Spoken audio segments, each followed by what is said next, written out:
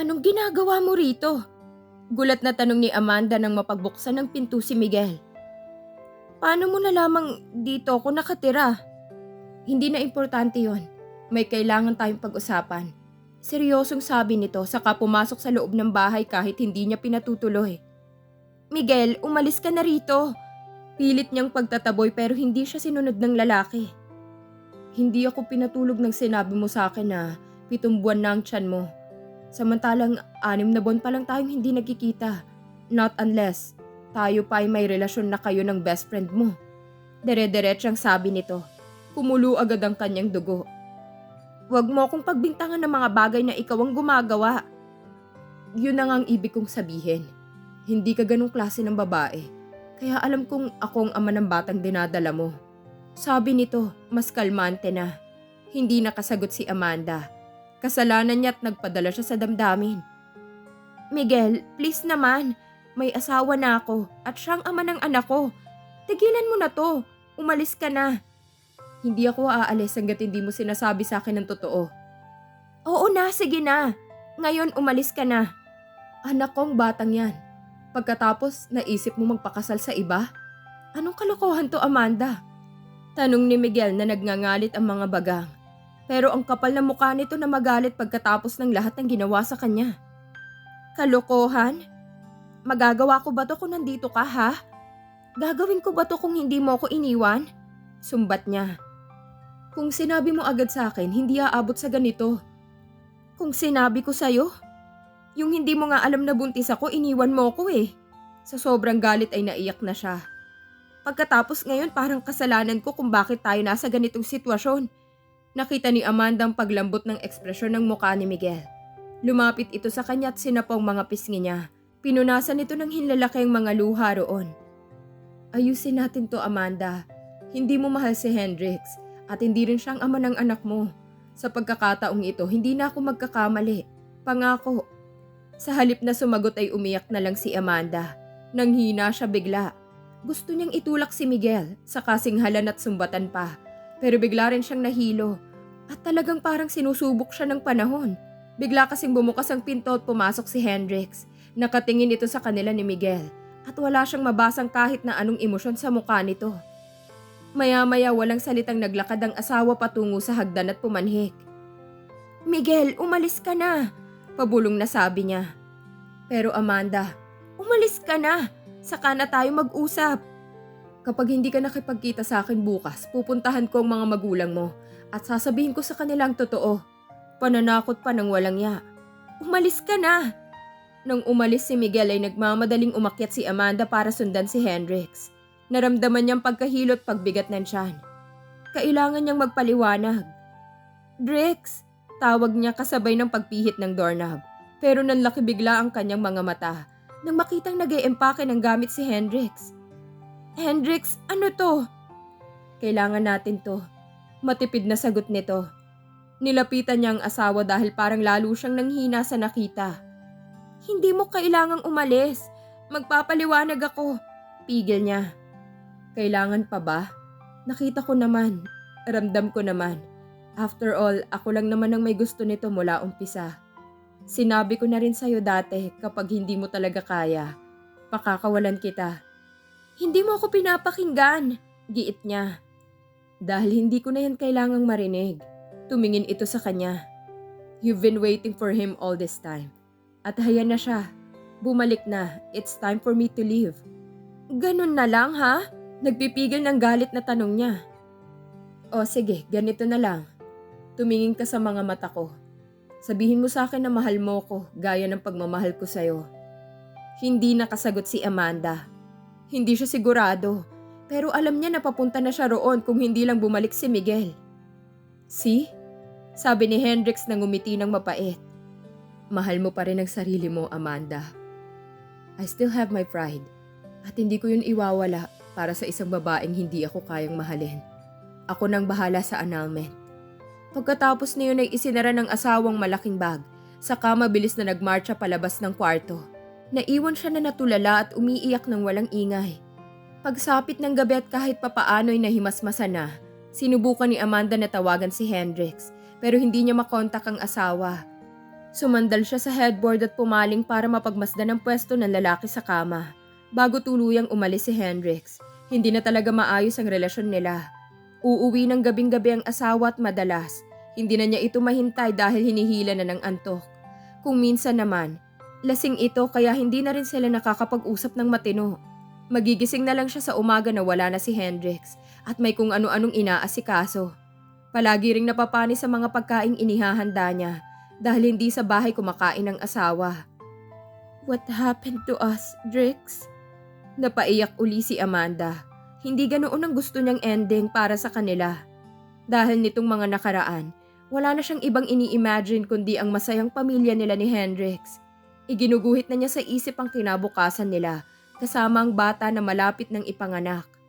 Pero mukhang walang matutupad sa masasayang pangarap na yon. Kung kaya lang niyang ulitin ang nakaraan, hindi na sana siya nakipagkita pa kay Miguel. Doon kasi nagsimula ang lahat ng gulo. Kung hindi nakita ng lalaki na buntis siya, hindi na ito magtataka. Kasalanan niya talaga. Sa totoo lang hindi natatakot si Amanda sa pambablackmail ni Miguel tungkol sa pagsasabi ng totoo sa pamilya niya. Mas natatakot siya na hindi na bumalik si Hendrix sa bahay nila. Kung bakit kasi hindi na lang niya sinabi na mahal ito. Kasi hodang hindi siya sigurado. Maya-maya ay nagdial uli siya sa cellphone. She called her mother. "Amanda, may problema ba? This oras na ng gabi at gising ka pa," bungad ng kanyang mama. "Wala, ma. Namiss lang kita." Ginawa niyang lahat para hindi siya pumiyok. Kung pwede lang sanang sabihin sa mama niya ang lahat. Ang hirap-hirap lang kasi napakiramdam niya ay wala siyang kakampi at karamay. Paano? Ang nag-iisang sandalan na kayang pagsabihan ng lahat ay iniwan na rin siya. 2 araw nang nakalilipas mula nang umalis si Hendrix. Paulit-ulit sa pagsubok si Amanda na tawagan ng asawa pero wala talaga. Tinawagan na rin niya si Sandra pero hindi din daw nito alam kung nasaan ang lalaki.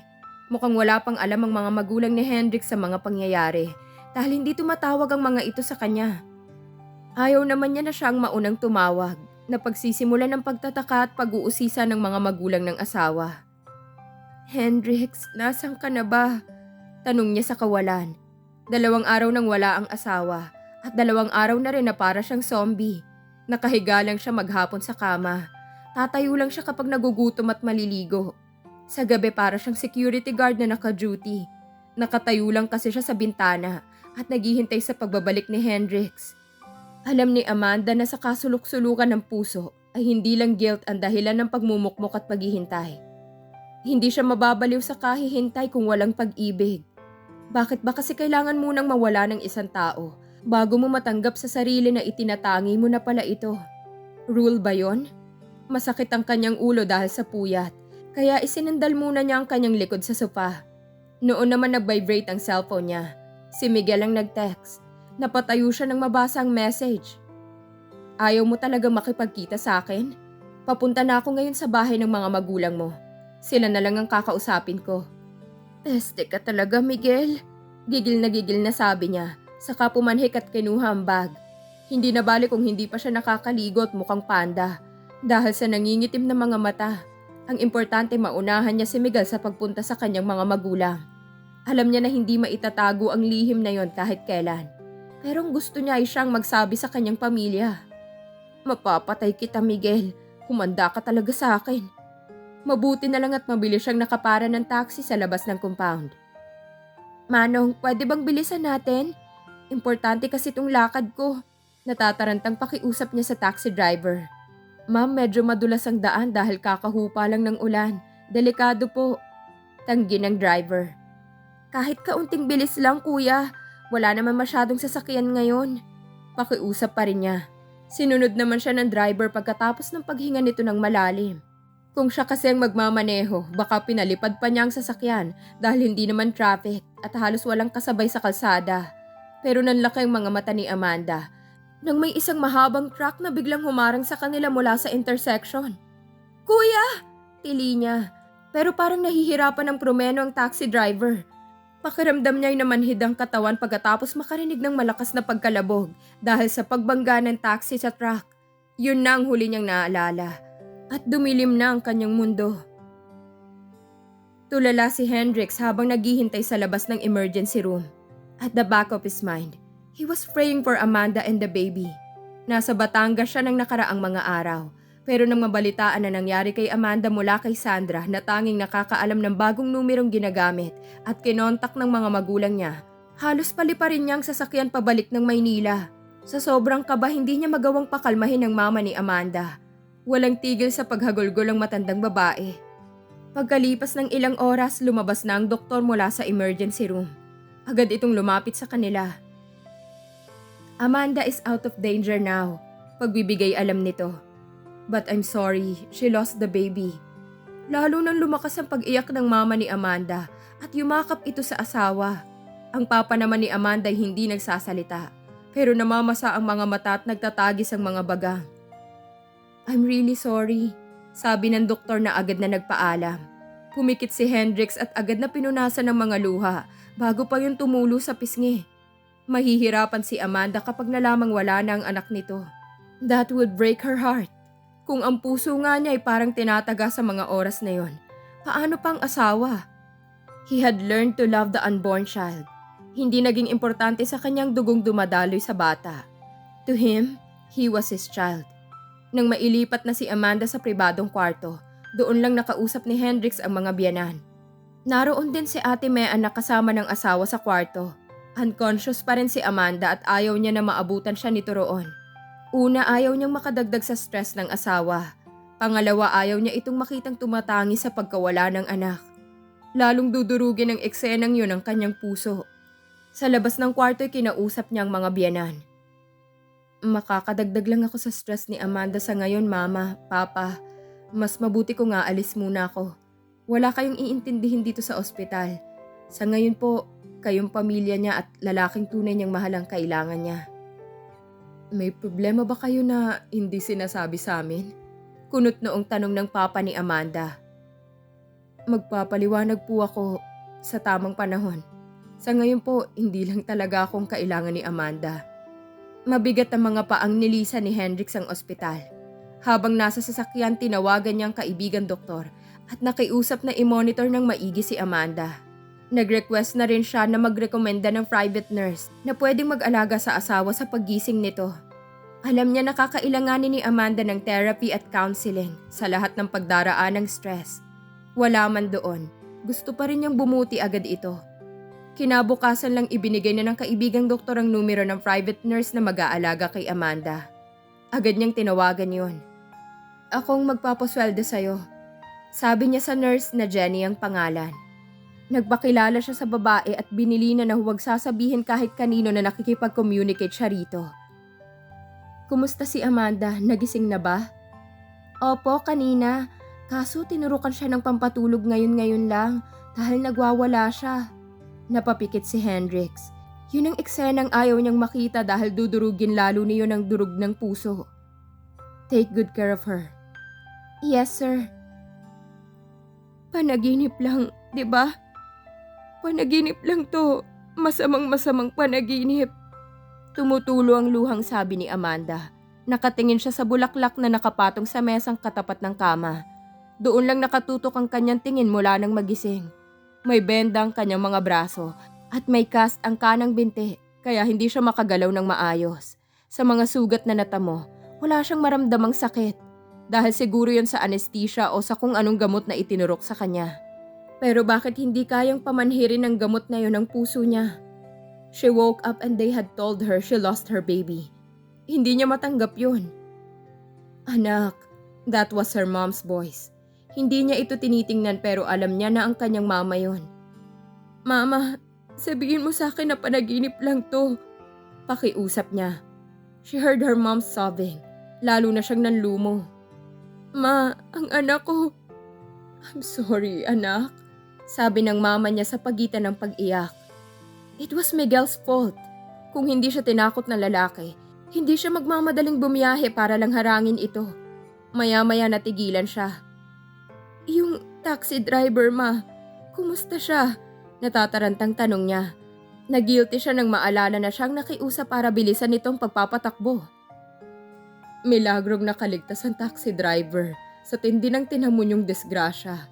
He was stable now, pero gaya mo, Kailangan pa rin niya magpagaling ng tuluyan.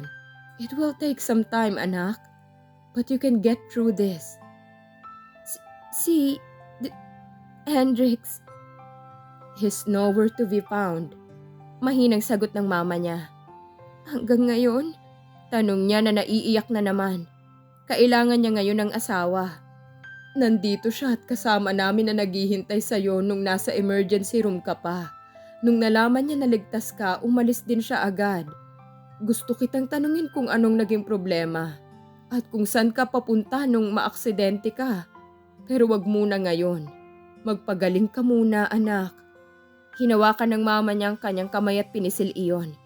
Kapag naghilom ng mga sugat, sasabihin din niya sa mga itong lahat. I'm sorry, anak. Sabi ng mama niya sa pagitan ng pag-iyak. Sa sandaling yon, ang gusto lang muna niya ay magpahinga. Gusto lang din niyang umiyak. Gusto kasi niyang ipagluksa ang pagkawala ng kanyang anghel. Nang maalala ang anak ay napahagulgol na naman siya. I'm sorry, anak. Napakapabaya kong ina. Shh, saway ng mama niya at niyakap siya ng mahigpit. Naniniwala ako na may dahilan ang lahat ng nangyayari sa buhay natin. Siguro, nangyari to dahil iniisip ng Diyos na wala akong kakayahan na maging ina. Hindi yan totoo, Amanda. Huwag kang magsasalita ng ganyan. Ayaw niya akong maging masaya. Hindi, anak. Hindi. Don't lose faith in Him. He has a better plan for you. Sabi ng mama niya. Hindi na siya binitawan ng kanyang mama hanggang sa makatulog siya. Hanggang kailan malalampasan ni Amanda ang nangyari at pagkawala ng kanyang anak? Tuluyan na din bang mawawala si Hendrix sa kanya? At dito na po nagtatapos ang kabanata ng ating kwento. Please like, share, subscribe sa aking YouTube channel for more updates. Maraming salamat po.